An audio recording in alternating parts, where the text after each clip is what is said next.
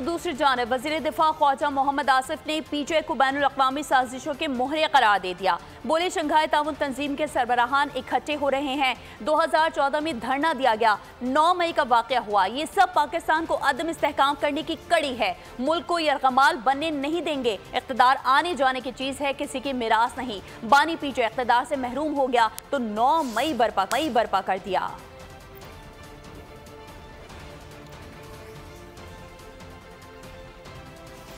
चूंकि मोरे हैं पीटीआई वाले, उसका इस उकयन पे जबकि दर्जन से ज्यादा ममालिक के सरबराह जो हैं, वज़ीर आज़म जो हैं, इलेक्टेड जो है इकट्ठे हो रहे हैं। 2014 में जो धरना दिया गया था, उसके बाद 9 मई का वाकया, ये एक ही सिलसिले की कड़ियां हैं कि पाकिस्तान को डिस्टेबलाइज किया जा सके। पाकिस्तान को जो है हम किसी एक शख्स का या उसके आवारियों का हॉस्टेज नहीं बनने देंगे, यरगमाल नहीं बनने देंगे। इक़्तिदार तो आनी जानी चीज होती है। इक़्तिदार जो है पाकिस्तानी आवाम की जो है अमानत है। किसी की मिरास नहीं है कि इमरान खान जो है इक़्तिदार से महरूम हो गया है तो आप 9 मई बर्पा कर दें।